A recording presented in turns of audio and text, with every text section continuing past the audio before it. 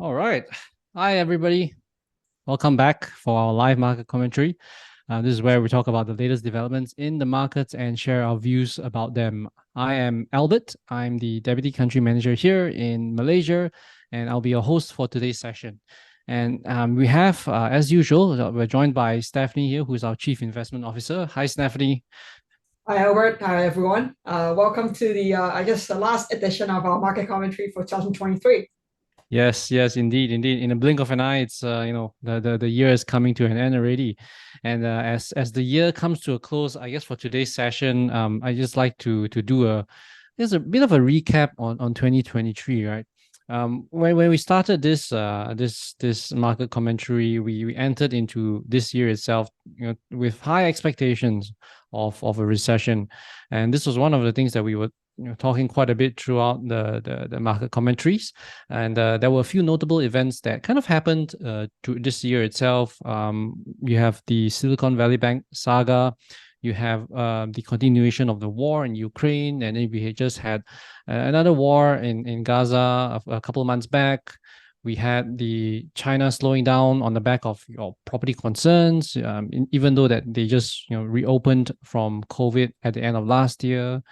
In the US, we have inflation where it has come down from its all-time high last year, but still above long-term average. You have their economic numbers where things seems to be pretty resilient in the US itself, and as a result of that, we've seen this week the Fed pausing on interest rate hikes, and in a way also started forecasting a cut in interest rates next year. If you change tune to the markets itself, the S&P, given all these different volatilities in the market, is up about 23% ish. And the NASDAQ, which is more tech heavy, is up almost double that at about 43%. And this is heavily skewed by the Magnificent Seven tech companies. So my question to you here today, Stephanie, is with all these things that have happened this year, the narrative which we started out from expecting one of the most highly anticipated recessions has kind of changed towards a soft landing. So could you perhaps elaborate a little bit more about this switch of narrative towards a soft landing, and perhaps we could start off with what is a soft landing? Yeah, I guess that's a great question, and I think the Wall Street and a lot of analysts are actually now converging to the view that next year we're going to see a fairly good scenario for the environment in the US and potentially, in Europe as well, which is called soft landing. So if we think about 2023, I guess, as Albert mentioned at the beginning of the year, everybody was worried about a recession. A recession is actually defined as technically at least a two-quarter sequential decrease in GDP for that particular country. So, i.e., negative growth for two consecutive quarters. And a soft landing is basically where we are able to avoid a recession, meaning that the GDP growth will be still above zero, but perhaps a little bit slower. And with the added benefit of actually inflation coming down towards the Fed's 2% target. So why is this soft landing scenario such a good scenario for risky assets, which caused, I guess, in the past few weeks, equities to rally as well as bonds to rally as well? Is because if you think about kind of a different scenario where we don't go into a Goldilocks scenario, there's no soft landing, then very likely we're going to go into a recession, which means that basically equities would underperform because of earnings coming down. And if we stay in the current scenario where it's sort of like a high inflation, low growth environment, which of course, we call the stagflation in an ERA framework, then bonds would still suffer. So going to a soft landing is actually a good outcome for both bonds and equities. Hence, you've seen interest rates for long-term bonds falling very, very rapidly from a height of 5% to now just slightly below 4%, and also the S&P, leading in terms of the equities rally. So I guess if we think about kind of consensus, we should be always a bit careful about what the market is already pricing in.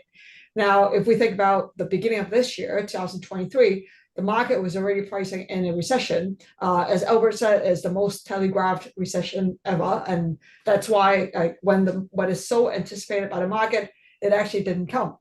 And I think for the Goldilocks scenario for the soft landing to occur, right now, again, we're facing with the same sort of market narrative in the sense that everybody seems to be looking at that scenario, and also is quite well priced into bond prices and equity prices in our view, at least in the short term. So I mean, just be careful about narrative, and especially where I mean it's already been priced in. Yeah, I guess you mentioned earlier about our algorithm era being positioned for a stagflationary environment right now. So given that we're just talking about a soft landing, what are the conditions that would need to kind of materialize for it to be called a soft landing in the first place, and how would ERA's asset allocation change accordingly? Should we enter like a soft landing scenario? Yeah, so I mean, for a soft landing to kind of materialize, we need inflation to come down pretty quickly without a fall in growth and a rise in unemployment. Now, for that to happen, it's not impossible, but when we look at history, there's only been very, very rare cases where it happened.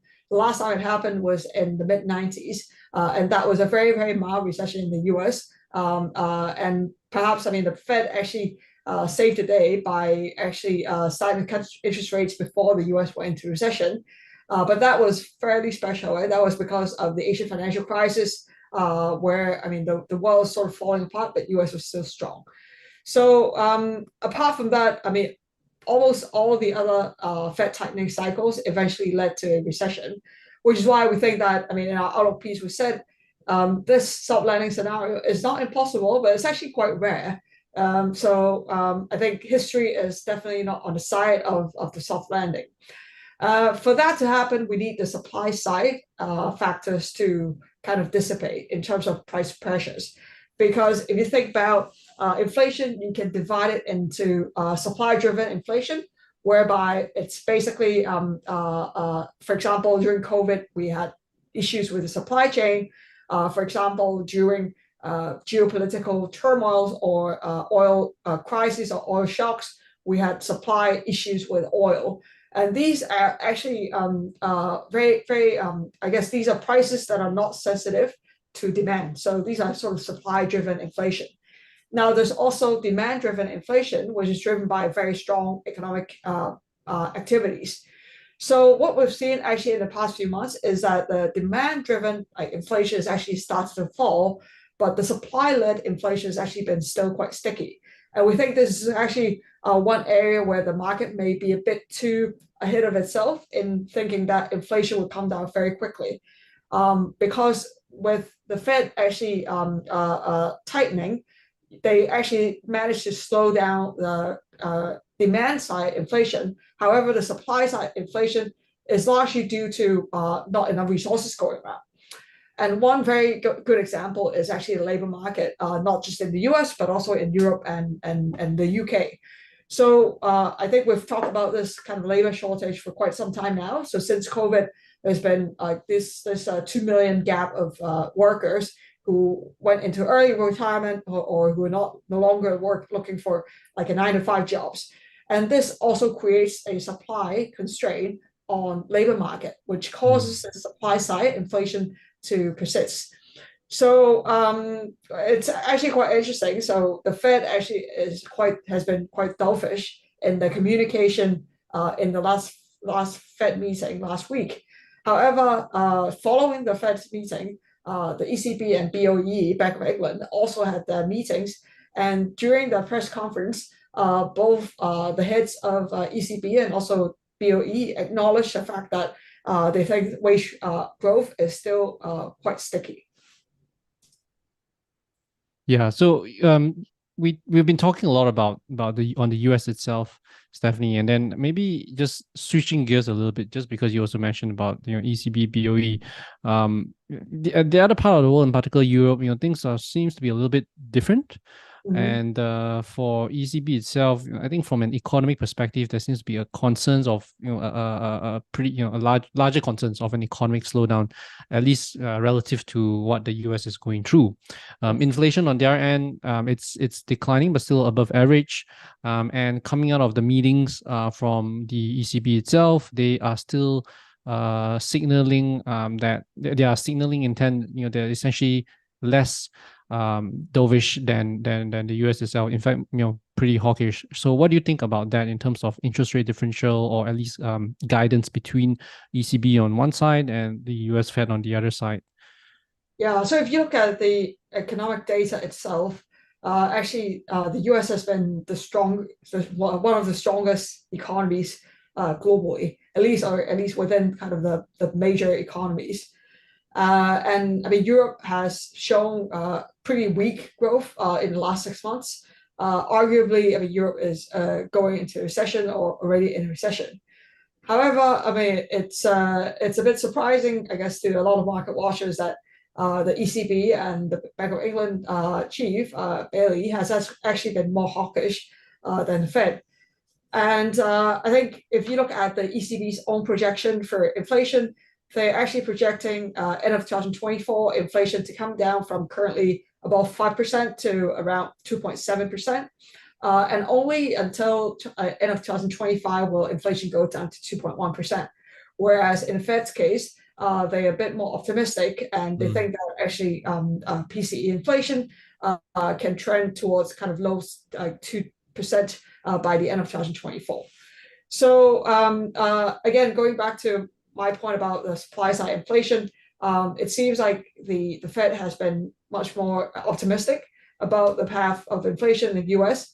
However, it's also a bit of a mismatch of the numbers because Europe is actually the weaker economy. So if you think about how weaker growth can lead to lower inflation, actually, I mean, ECB should be the first one to start cutting interest rates. But I mean, Lagarde actually very strongly pushed back against the idea. So I think one item or one thing on the calendar for next year for the US that we cannot ignore is definitely the presidential election. And how does that kind of presidential election calendar affect monetary policy? Even though we know that the central bank is supposed to be quite neutral, but I mean, basically, I guess if there's a change in the president, I mean, the Fed's kind of composition may be changed as well. So there are some considerations on that front, and I think as investors, geopolitical issues, not just kind of conflicts, but also in 2024 we have a lot of elections. So we need to pay attention to how these events or these calendar, politically, how the calendar actually affects markets as well. Yeah, so I guess for next year itself, global political events will be something for all of us to keep a close eye on, because they have pretty significant impacts on the market. Okay, we have some questions streaming in here. For the rest of you who have questions, please feel free to post it in the side chat box and we'll get to it. The first question here is from Wilson. So he's asking, Stephanie, given the long lags of economic indicators in the face of monetary policy, do you think that recessionary risks are being downplayed and underpriced? Yeah, I think, I guess if you asked us questions 12 months ago, we would have said no. It's actually quite well priced and well understood. Today is actually the reverse, where I think most market participants are placing very low odds of a recession coming, at least for the next 6 to 12 months. So there are some forecasts that says basically, I mean, what the Fed has done is to sort of kick the can down the road, and I mean, US will continue to slow down. I mean, our view has been in the last 6 months that I mean the US will slow down, but the slowdown will be quite gradual.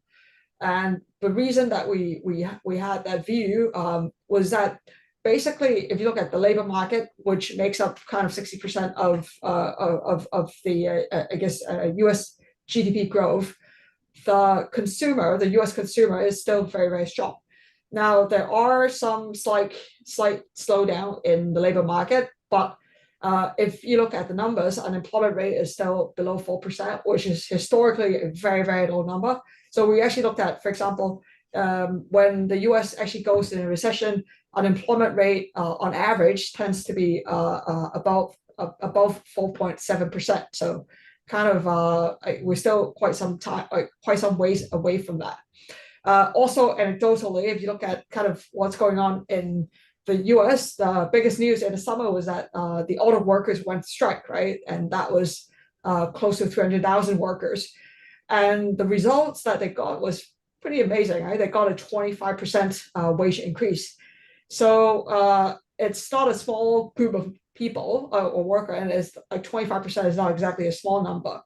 So that shows you there's still bargaining power from the worker side, and I think this is actually preventing the U.S. from going into a recession imminently. However, I think the risk is actually not a recession, right? Because as I mentioned at the beginning, if the U.S. does go into recession, a 60-40 portfolio would still work because the bonds would actually outperform and perhaps rally. So even though you may lose on the equity side, if you have a diversified portfolio like the statutory GI portfolios, I mean, bonds actually will actually go up in value. That makes up like the fall in equities. So in a recession, like I think it's not the worst case. The worst scenario is that we see a pickup in inflation again. Perhaps, I mean, if we see a pickup in inflation in the next few months, I mean, this is definitely something that the market is not expecting. And the thing is that it would actually push back on the Fed's dovish stance to lower interest rates next year. So I think still inflation, I mean, how does inflation play out in the next few months is a key kind of determinant of markets.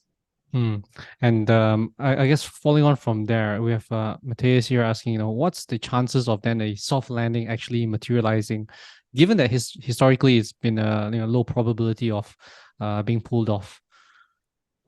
Yeah, I think rather than, I mean, if you look at just purely kind of the occurrence of a soft landing, it would be less than 10% of probability.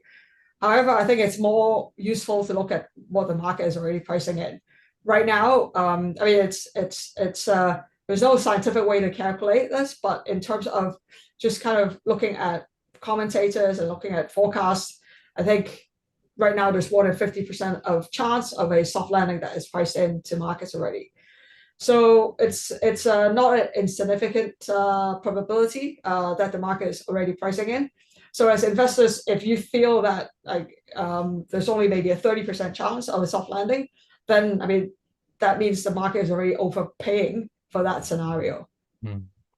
How then this is again follow on from Matthias here. So he's asking how then can we hedge against our portfolios against a stagflationary risk. So this is probably where Stashaway's era comes in.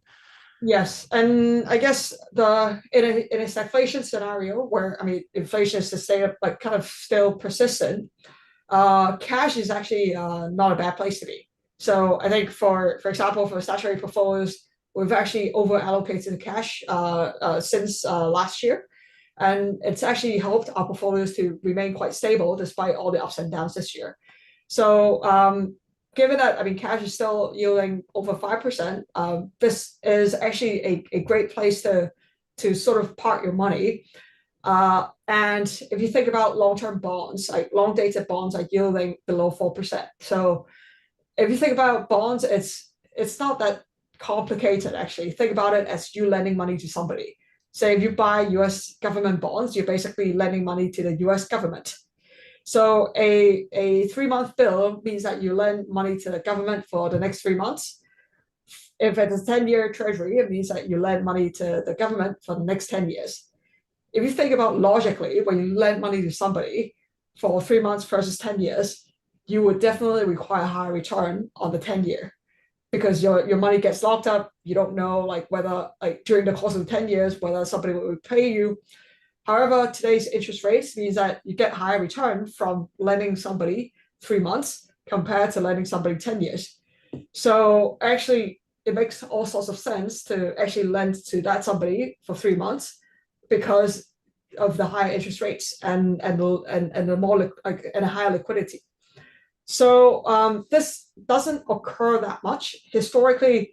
Typically, like I guess logically as well, the 10-year should yield higher than the 3-month. However, currently given the macro environment, it is the case that the shorter dated actually yields higher than the long dated, and I think it makes sense as investors to take advantage of that. All right. And here we have another question from Ahmad Suhilmi. So he's asking, can we expect a bit of a retracement in the coming weeks? Because I guess after the Fed's decision, especially last week, it's been pretty, and probably even before that too, the market has been doing really, really well.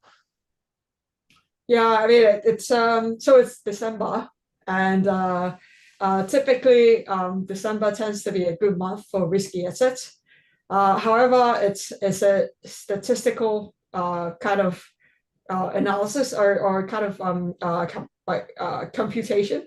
There's no kind of definite logic to why December is a good month.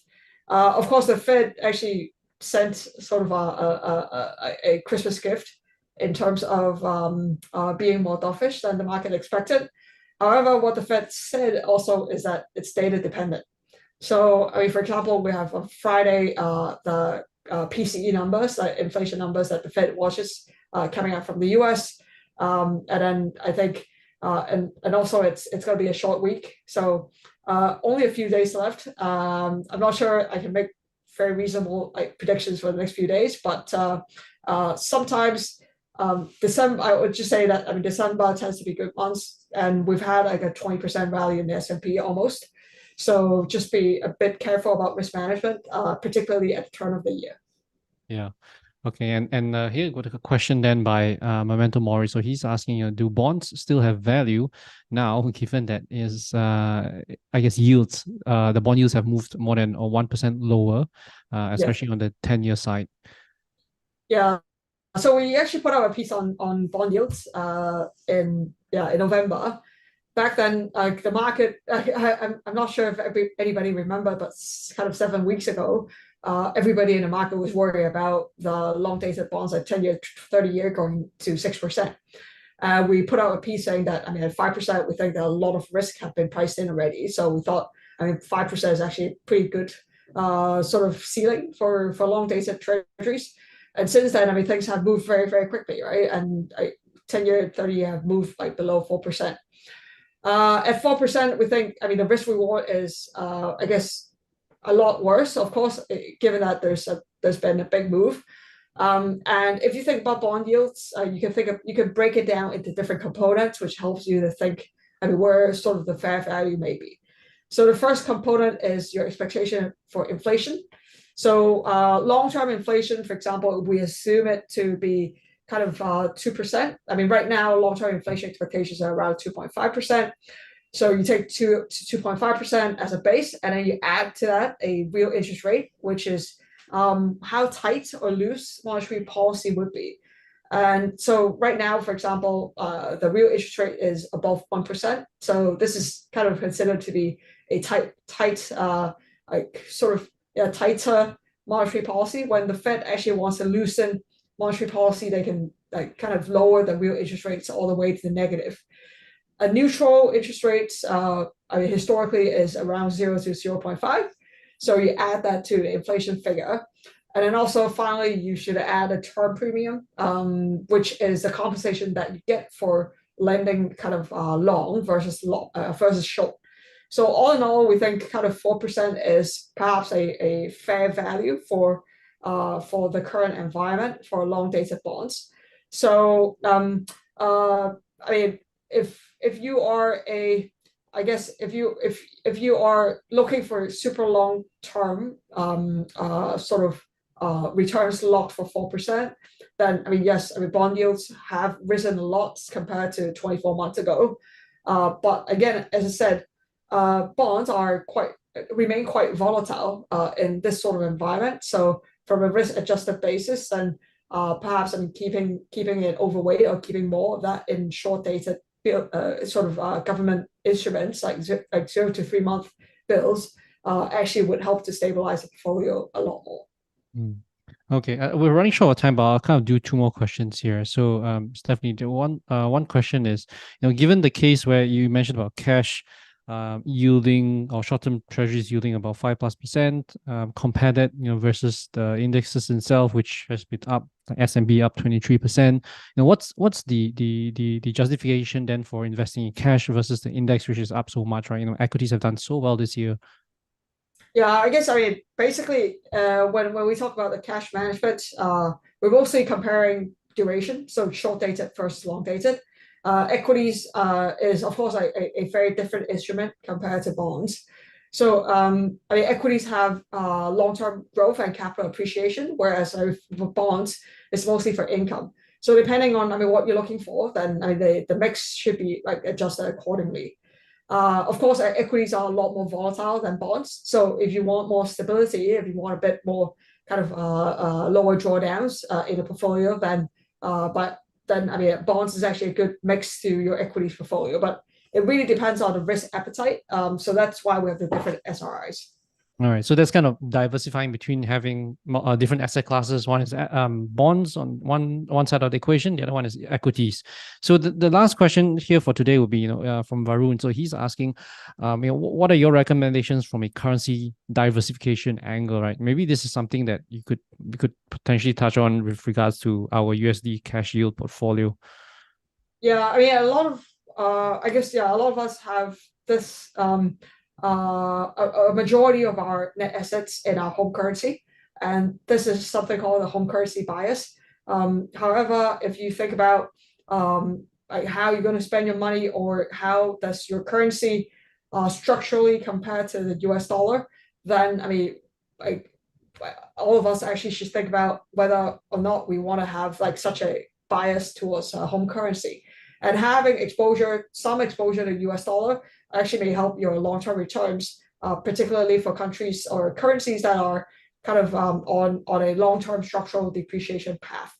So yeah, Albert mentioned about US dollar simple. I think I mean this is a product that we have been offering in certain like a few countries, and I think we've just started offering it in Malaysia. So it's a great way to diversify your home bias currency. Oh, but I don't know if you have anything to add to that. No, nothing. I think for those who are investing in your local currency, if you're looking to diversify, this would be a good way, especially if you're saving to travel overseas or just looking for diversification purposes. These are short-term US treasuries that you're investing into. So the risk here would be, if the US government goes under, which I wouldn't say there's a zero probability, but there is a very, very, very minimal probability of that. And also the other risk is to take note of is currency risk. So whether you're investing in Sing dollars or ringgit, that will be converted to US dollars both ways when you invest and also when you withdraw back to your home currency. So those are kind of the two things to take note when investing into the US dollar cash yield portfolio. And then I guess with that, we'll come to the end of the session. It's a little bit longer this time, but I guess this is we have a Christmas present from us to all of you here, our viewers. I just want to say thank you very much for dialing in today. It's been a pleasure having all of you here, throughout this 2023. I guess the next time Stephanie and I will be seeing all of you will be in the new year, 2024. So I just want to wish all of you here a Merry Christmas and a Happy New Year. Thank you again. Thank you all. Thanks, Thank you, Stephanie. everyone. Yes, thank you, and have a great, great, great rest of the year, and we'll see you in the new year. All right. Thank you all. Bye bye.